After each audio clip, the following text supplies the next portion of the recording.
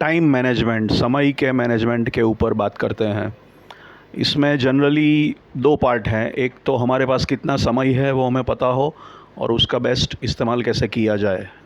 अब जनरली पहला पार्ट तो जनरली हम जानते हैं कि हमारे पास कितना वक्त है, तो मुद्दा ये रहता है कि उसका बेस्ट इस्तेमाल कैसे किया जाए। कभी कभी ये होता है कि हमको लगता है हमारे पास टाइम है, लेकिन पता चलता है कि इतना टाइम नहीं है, कुछ सडनली आपत्ति आ जाती है, कुछ अनएंटिसिपेटेड चीज़ें हो जाती है, तो वो अलग बात है। बट जनरली आज मेरे पास इतना घंटे हैं या दिन में इतने घंटे हैं, वो टाइप का मैटर तो रहता है। तो बस उसका इस्तेमाल कैसे करना वो ज़्यादा फोकस वाली बात रहती है। और उसमें एक ध्यान ये रखना है कि हमें प्लानिंग और एस्टिमेशन हमारी सही होनी चाहिए कि हमें जो काम करना है वो कितना टाइम लेगा, उसका हमारा एस्टिमेशन गलत होगा तो टाइम मैनेजमेंट गलत होगी। हमारे पास 2 घंटे हैं, लेकिन ये प्रक्रिया हमने सोचा कि ये काम हम 2 घंटे में, ये काम 2 घंटे का है, लेकिन वो काम हो सकता है 4 घंटे का, हो सकता है आधे घंटे का हो। तो हमारा जो एस्टिमेशन है कि ये एक्टिविटी या ये काम कितना टाइम लेगा, उसमें गलती होगी तो टाइम मैनेजमेंट में दिक्कतें आएगी। तो पहले तो हमारा प्लानिंग और एस्टिमेशन सही होना चाहिए कि कोई प्रक्रिया, कोई प्रवृत्ति, कोई काम कितना टाइम लेता है, क्योंकि जनरली हमको ये पता होता है कि हमारे पास टाइम कितना है। तो फिर इसमें इस टाइम को बेस्ट यूटिलाइज़ कैसे कर पाएंगे, वो हमें जो काम करना है वो कितना टाइम लेगा वो हमको पता होना चाहिए। तो एस्टिमेशन हमारा एक्टिविटी कितना टाइम लेगी उसके ऊपर सही होना चाहिए। इसमें भी एक इश्यू है कि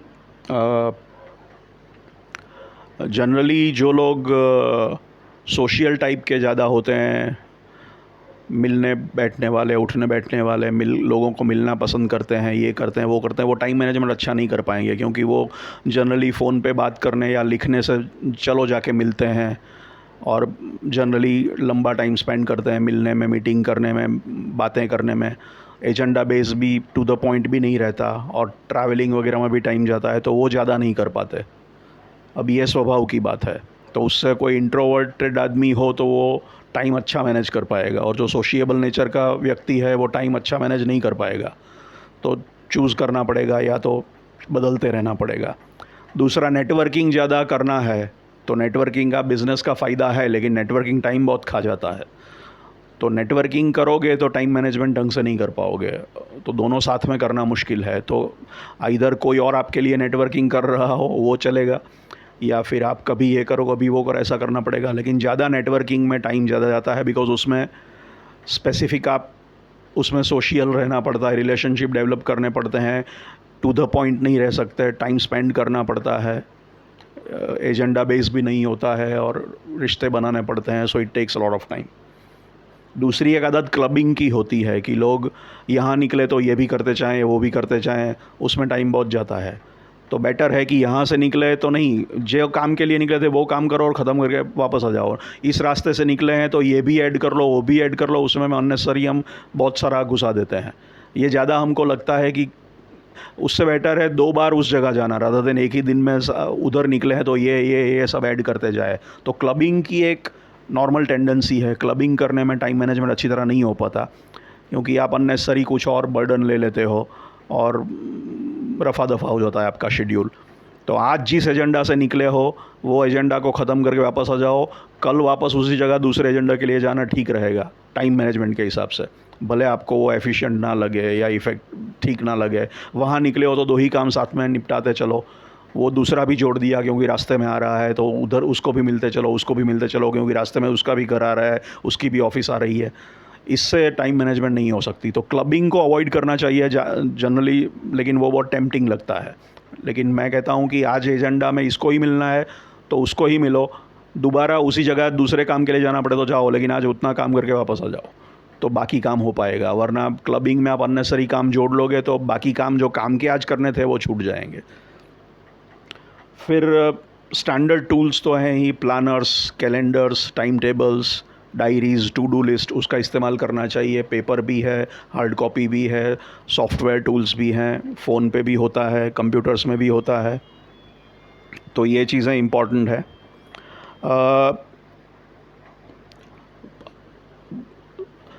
जहाँ तक हो सके वहाँ डेलीगेट करने की कोशिश करनी चाहिए, काम सौंपने की कोशिश करनी चाहिए ताकि आप अपने आप को फ्री कर सको, और उसी काम में इन्वॉल्व होना चाहिए जिसमें आप कुछ एक्स्ट्रा प्रदान कर सको। जो काम कोई और आपके जितना ही अच्छी तरह कर रहा है वो आप क्यों कर रहे हो, उसको करने दो।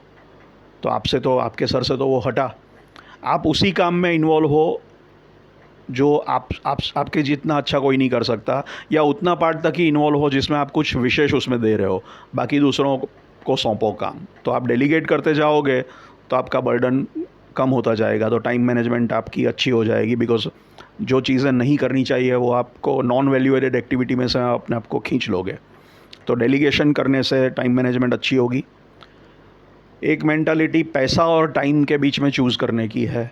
आपको टाइम बचाना है कि पैसा बचाना है, ये भी चॉइस आती है। कभी कभी लोग पैसा बचाने के लिए टाइम बर्बाद करते हैं, जैसे निगोशिएशन करते हैं, हैगलिंग करते हैं, भावताल करते हैं, ये करते हैं, वो करते हैं। और कोई कहता है कि इसमें माथापच्ची कर से टाइम वेस्ट करने से बेटर है थोड़ा पैसा खर्च होते तो जल्दी हो, लेकिन टाइम तो बचे, मगजमारी तो बचे, एफर्ट तो बचे। So it is your choice. अब पैसा प्लस माइनस हो सकता है और टाइम में कुछ नहीं हो सकता। टाइम तो बहता जा रहा है एक ही सीधे एरो की तरह। हम आइंस्टाइन और रिलेटिविटी की बात अभी भूल जाते हैं। नॉर्मल लाइफ में तो टाइम का एरो एक ही डायरेक्शन में जाता है। तो मेरे हिसाब से टाइम ज़्यादा ऊपर है, पैसा नीचे है। तो पैसे का खर्च करके टाइम बचता है तो वो बचाना चाहिए। टाइम वापस नहीं आएगा, पैसा तो आ सकता है, ऐड हो सकता है, टाइम तो गया हो गया, वो चलता गया, ख़त्म होता गया, उसका इतना ही फिक्स रखा है, अभी इतना ही बैलेंस बचा है उसमें, वो ऐड नहीं कर सकते आप। सो कभी कभी पैसा खर्च करके टाइम बचाया जा सकता है, और कुछ लोग टाइम खर्च करके पैसा बचाने की कोशिश करते हैं, तो फिर वो टाइम मैनेजमेंट नहीं कर पाएंगे। वो चॉइस का मैटर है, प्रायोरिटी का मैटर है। इसके साथ एक और कनेक्टेड चीज़ जुड़ी है कि प्रोक्रेस्टिनेशन जिसको कहते हैं, पोस्टपोन करने की वृत्ति, डायरेक्टली टाइम मैनेजमेंट के साथ नहीं जुड़ी है, लेकिन कनेक्टेड टॉपिक तो है कि भाई पीछे करो, बाद में करते हैं, बाद में करते हैं, बाद में करते हैं। तो उसमें मैं कहता हूँ कि जनरली हम डिसीजन नहीं लेते, या ये बाद में करते जाते हैं, बाद में करते जाते हैं। वो एक विलंबित करते रहने की वृत्ति है, डिसाइड बाद में करेंगे, बाद में करेंगे। तो मेरा ये मानना है कि इसमें आपके पास जो आपको करना है उसमें जो सबसे ख़राब आपको लगता है वो पहले कर देना चाहिए, वो बेस्ट रास्ता है। जनरली लोग क्या करते हैं, सबसे ख़राब अंदर से जो इच्छा नहीं होती वो पहले, जो इच्छा होती है वो पहले कर लेते हैं, और जो चीज़ों में काम करने में दिलचस्पी नहीं है वो पीछे धकेलते जाते हैं, और ये तकलीफ़ करता है। बेटर ये है कि जिसमें सबसे कम दिलचस्पी हो, सबसे बोरिंग लगे, सबसे अनप्लेजेंट लगे, वो काम को पहले ख़त्म कर दो, फिर आप फ्री हो गए। तो ये एक स्ट्रेस ख़त्म हो गया, और ये प्रोक्रेस्टिनेशन का भी चक्कर इसमें चला जाएगा। तो एक बार मन मक्कम करके, मजबूत करके, ख़राब से ख़राब, सबसे बोरिंग से बोरिंग, घटिया से घटिया चीज़ पहले ख़त्म करके निपटा दो, फिर आप फ्री हो गए, अपने हिसाब से आप आराम से कर सकते हो काम। एक और प्रॉब्लम आती है सीक्वेंशियल थिंकिंग और पैरेलल प्रोसेसिंग के बीच में। जनरली लोग हमेशा ये कहते हैं पहले ये ख़त्म होने दो फिर उसकी बात करेंगे, पहले ये प्रोजेक्ट करें, ख़त्म करें, फिर दूसरा प्रोजेक्ट लेंगे, फिर ये एक्टिविटी लेंगे, फिर ये टास्क लेंगे। लेकिन हमेशा ऐसा ज़रूरी नहीं होता। इन पैरेलल भी काम हो सकते हैं कई। ऐसा नहीं है कि ये काम होने के बाद ही वो काम किया जा सकता है। ऐसा नहीं है कि आपकी कैपेसिटी नहीं है वो करने की, या रिसोर्सेज नहीं है।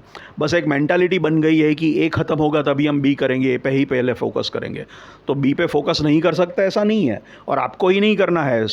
ये बटन दबा दिया, साथ में वो बटन, तो दोनों चीज़ें साइड में चलेगी। आप ये काम कर रहे हो, मोबाइल भी चार्ज हो रहा है, तो मल्टीपल काम हो सकते हैं साथ में। और उसमें मल्टीटास्किंग की बात नहीं कर रहा हूँ कि एक साथ 5 काम करो आप, लेकिन जैसे बॉडी भी कई चीज़ें करती रहती है। खाना मैंने खाया है तो खाना हज़म भी हो रहा है, 6 घंटे तक हज़म होगा, तब तक बॉडी बंद नहीं हो जाएगी, तब तक मैं और काम भी कर सकता हूँ। सो मल्टीपल चीज़ें साथ में साथ हो सकती है, कैपेसिटी होती है। मैं नहीं कहता कि आप 10 चीज़ों पे ध्यान दो। Multitasking is different from parallel processing. Parallel processing में सीक्वेंशियल थिंकिंग से अलग है कि ये प्रोजेक्ट इसके ख़त्म के बाद ही होना चाहिए। कभी कभी ऐसा होता है कि एक्स एक्टिविटी ख़त्म होगी तभी वाई होगी, लेकिन हर बार ऐसा नहीं होता। एक्स और वाई इन पैरेलल संस्था कर सकती है। संस्था के पास साधन है, रिसोर्स है, दूसरे लोग आइडल बैठे हैं, वो वाई करेंगे, ये लोग एक्स करेंगे। और एक ही टाइम में एक चीज़ नहीं है। आप चल भी सकते हो, चलते चलते बात भी कर सकते हो, सोच भी सकते हो। ऐसा थोड़ी है कि चलते वक्त बोल नहीं सकते या ये नहीं कर सकते। तो साइड बाय साइड भी किया जा सकता है। सो पैरेलल प्रोसेसिंग पे ध्यान देना चाहिए, इससे टाइम काफ़ी बचता है। लोग जनरली सीक्वेंशियल थिंकिंग ज़्यादा करते हैं, पहले ये फिर दो फिर दूसरा। हमेशा ऐसा ज़रूरी नहीं है, ये गलत थिंकिंग है। जो भी करो एजेंडा बेस्ड रखो। मीटिंग करो तो एजेंडा क्लियर होना चाहिए, ये पॉइंट है, इसको ख़त्म करना है। जनरल मीटिंग वरना बातें चलती रहेगी, काम की बात होगी नहीं। रिटर्न एजेंडा है और उस पर पकड़ के रखना है लोगों को। और bullet point, to the point, 1 2 3 4, एक एक लाइन का या एक एक मुद्दा, बस मुद्दे पे बात करो। निबंध लिखना, रामायण महाभारत लंबी लंबी कविताएं नहीं लिखनी है, निबंध नहीं लिखना है। हाइकू लिखना है, जापानीज़ कविता है 17 वर्ड्स की, छोटी कविता तो चुटकुला है। तो मुद्दा, मेरा कहना है कि summary, synopsis, to the point, bullet point की बात करो। प्रॉक्टर एंड गैम्बल का 1 पेज का मेमो का सिस्टम था। टॉम पीटर्स करके एक लेखक ने एक बेस्ट सेलर लिखी है, इन सर्च ऑफ एक्सेलेंस।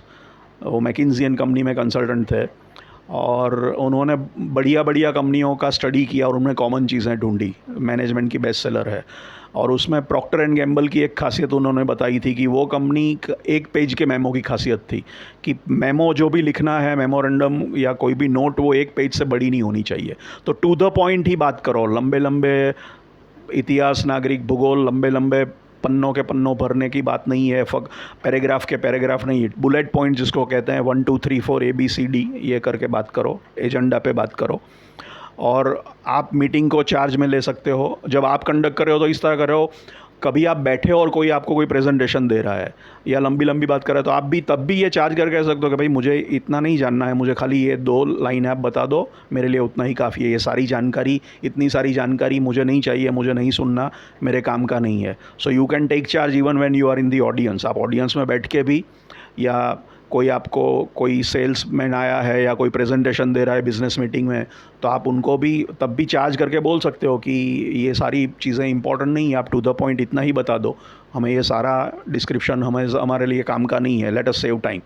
आप अब, वरना वो अपने हिसाब से अपने पेस पे चलाएगा और आपको कंपलसरीली बैठ के सुनना पड़ेगा या देखना पड़ेगा, जिसकी ज़रूरत नहीं है।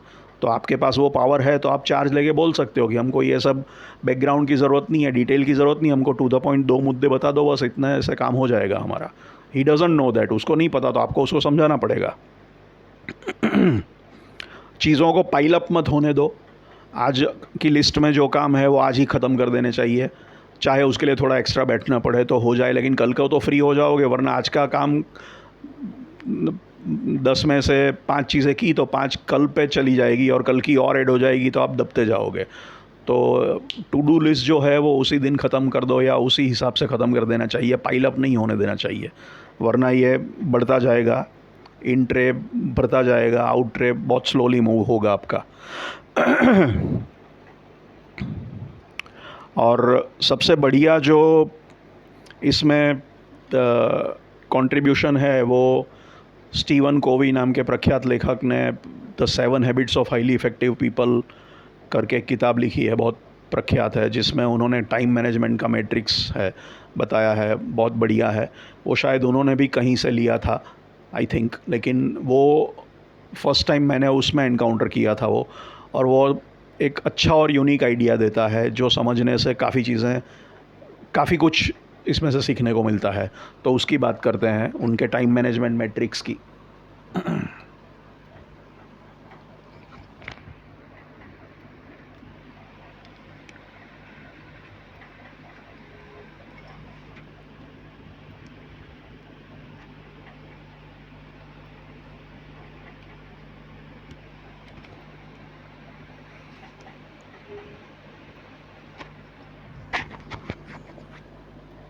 अब कोवी ने एक्टिविटीज़ को 4 भाग में बांटा है, इम्पोर्टेंस और अर्जेंसी के हिसाब से 4 खानों में बांट दिया है प्रवृत्ति को, कामों को।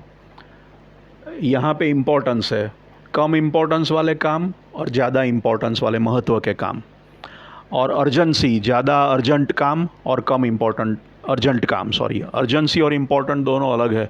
महत्व मतलब इम्पोर्टेंस, अर्जेंसी मतलब इमरजेंसी जैसा करना ही पड़ेगा, crisis kind of a thing.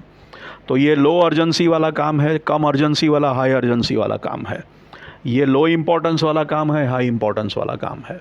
तो ये 4 खानों में बट गया। मैंने मेरे हिसाब से नंबर दिया है, उन्होंने उनके हिसाब से दिए होंगे।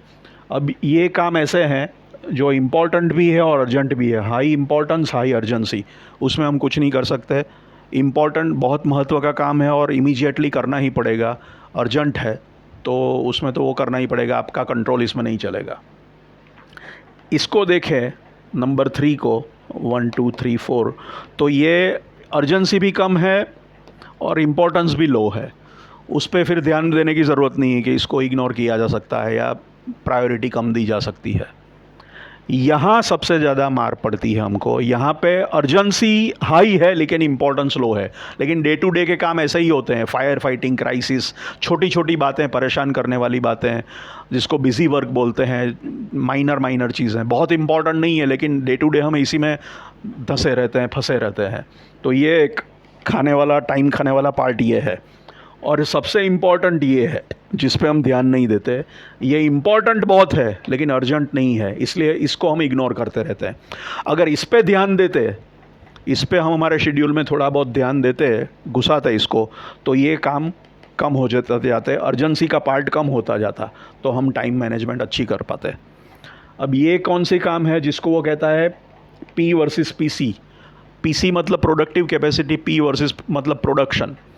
अब वो कहता है ना कि सोने के अंडे देने वाली मुर्गी, तो सोने का अंडा रोज़ एक ही देगी, आपको सब साथ में निकालना है तो काटोगे तो मर जाएगी, मुर्गा नहीं मिले, अंडा नहीं मिलने वाला आपको। मशीन आपका प्रोडक्शन, बस आपको मशीन से प्रोडक्शन खींचते रहना है। मशीन को कभी कभी मेंटेनेंस की ज़रूरत पड़ती है, रोकना पड़ता है, प्रिवेंटिव मेंटेनेंस करना पड़ता है, वेयर एंड टेयर होता है, स्पेयर पार्ट बदलने पड़ते हैं, ऑयलिंग करनी पड़ती है। वो देखे बगैर आप मशीन को चलाते ही रहोगे तो एक दिन मशीन ब्रेक डाउन हो जाएगी और आपका प्रोडक्शन ठप हो जाएगा और आपका टाइम सारा वेस्ट हो जाएगा, तब क्या करोगे। तो मशीन का PC प्रोडक्टिव कैपेसिटी अगर डेवलप करते हैं आप, कैसे करते हैं, बीच बीच में मेंटेनेंस करते, रख रखाव करते, उसका तो मशीन लंबी लाइफ तक आपको प्रोडक्शन दे पाता। और ये क्राइसिस नहीं आती, इमरजेंसी नहीं आती कि ब्रेकडाउन हो गया, अर्जेंसी आ गई, तो ये वाला सीन कम आता अगर ये वाला पार्ट आप करते हैं जो मशीन मेंटेनेंस का काम है। लेकिन वो इम्पॉर्टेंट नहीं है, करेंगे बाद में, अभी चल रहा है ना तो चलने दो, ये वाला सीन हो गया। तो डेवलपमेंटल काम जो है, प्लानिंग वाले काम है, ये सब इसमें आते हैं। जैसे मैंने कहा डेलीगेशन करना है आपको, किसी को काम सौंपना है, लेकिन किसी को काम सौंपना है उसको काम आना भी तो चाहिए, और उसे आपने ट्रेन ही नहीं किया, क्योंकि ट्रेनिंग में टाइम देना पड़ता है। आप कहते हो अभी कौन मेहनत करेगा, बाद में सिखाएंगे, सिखाने की आलस आती है। किसी को आपने ट्रेन किया ही नहीं, ट्रेनिंग लो और की अर्जेंसी कम होती है ट्रेन करने की या ट्रेनिंग देने की। डे टू डे में ज़्यादा बिजी रहते हो तो ट्रेनिंग आप देते ही नहीं हो, करते ही नहीं हो, तब वो ट्रेन होगा ही नहीं, तो आपको काम उसको दोगे कैसे, तो डेलीगेट कैसे कर पाओगे। अगर आपने उसको डेवलपमेंट में ध्यान दिया होता, उसके डेवलपमेंट में अपनी टीम मेंबर को आपने डेवलप किया, मतलब आपकी संस्था के लोगों को डेवलप किया, उनको सिखाया, उनको कैपेबल बनाया, तो कल उठ के उसमें आपने थोड़ा टाइम दिया निकाल के शेड्यूल में से साइड बाय साइड, तो कल उठ के आप काफ़ी कुछ चीज़ें उसको सौंप सकते हो और ये सारी चीज़ें उसके सर पे डाल सकते थे, तो आप फ्री हो जाते। लेकिन ये आपने प्रोसेस किया ही नहीं कभी। तो ये बजटिंग जैसा है, इसके लिए भी थोड़ा बजट में ध्यान देना पड़ेगा। जैसे सिंपल बात है कि हम घर का बजट हो या देश का बजट हो, सारा पैसा खाने पे नहीं लगाते, कुछ खाने पे जाता है, कुछ कपड़े में जाता है, कुछ एंटरटेनमेंट जाता है। देश वाले भी कहते हैं कि भाई फूड में इतना बजट जाएगा, रिसर्च एंड डेवलपमेंट में जाएगा, स्पेस रिसर्च में इतना जाएगा, सब खाने पे थोड़ी लगा देंगे, तो डिफेंस में इतना जाएगा। तो इस तरह इस टाइप की एक्टिविटी पे भी थोड़ा बजटिंग होना चाहिए। जैसे कि आपको लकड़े का काम करना है, आपके पास कुल्हाड़ी है या सौ है, करवत है, जिसके आपको काटना है, टूल है उसको। अब कुल्हाड़ी आपकी ब्लंट है, आपने शार्प नहीं की उसको, और आप लकड़ी काटने जाओगे तो टाइम लगेगा ही लगेगा, क्योंकि कुल्हाड़ी ब्लंट है तो काम कैसे होगा। लेकिन कुल्हाड़ी को धारदार बनाने के लिए, शार्प बनाने के लिए आपने टूल डेवलप करने के लिए काम किया होता, तो आपका लकड़े काटने का काम जल्दी हो जाता। वो मिस्त्री जब काटता है सौ से, वुड वर्किंग करता है, सौ उसकी ब्लंट है, तो वो काटेगा कैसे, रंधा नहीं चला पाएगा। रंधे को उसने शार्प किया होगा, आरी को शार्प किया होता, उसमें थोड़ा टाइम दिया होता टूल को डेवलप करने में, घिसने में, शार्प बनाने में, तो वो जल्दी काम कर पाता। तो ये टाइप की काम है जिसमें आप अपना टूल, अपना थिंकिंग टूल, अपना प्लानिंग टूल, अपनी कैपेबिलिटीज़ अपनी शार्प बनाते हो। उसमें आराम लेने की बात हो गई, रिलैक्सेशन की बात हो गई, सब कुछ हो गया। फॉर एग्ज़ाम्पल आपने हेल्थ को इग्नोर किया। हेल्थ इंपॉर्टेंट है लेकिन अर्जेंट नहीं है। हेल्थ के लिए आपको पता है रिलैक्सेशन करना चाहिए, वॉक पे जाना चाहिए, कसरत करनी चाहिए, एक्सरसाइज करनी चाहिए, लेकिन अर्जेंट नहीं है ना, चलेगा, चलता है उसके बगैर। और one fine day suddenly heart attack और स्ट्रोक आ जाता है तो अर्जेंसी इंपॉर्टेंस सब बढ़ जाता है, तो सब साइड पे रह जाता है। अगर आपने हेल्थ पे ध्यान दिया होता, जो इम्पोर्टेंट तो है लेकिन अर्जेंट नहीं है, तो आपको ये क्राइसिस झेलना नहीं पड़ता। जब तो टाइम मैनेजमेंट आपका बेहतर होता कि नहीं होता। तो ये सारी चीज़ें हैं कि जो प्रोडक्टिव कैपेसिटी आपकी बढ़ाती है, आपकी डिसीजन लेने की कैपेसिटी बढ़ाती है, आपकी चीज़ों को प्रोसेस करने की कैपेसिटी बढ़ाती है, आपके जो टूल्स हैं, mental tools, emotional tools, actual tools, उसको इम्प्रूव करने पे, मशीन को मेंटेनेंस करने पे, इन सब चीज़ों में ध्यान दिया होता जो अर्जेंट नहीं था, लेकिन साइड पे थोड़ा बहुत टाइम निकाल के ये भी करते लोगों को डेवलप करना, सिखाना, तो काफ़ी कुछ टाइम आप बाद में बचा सकते हैं इनको ये सब काम सौंप के।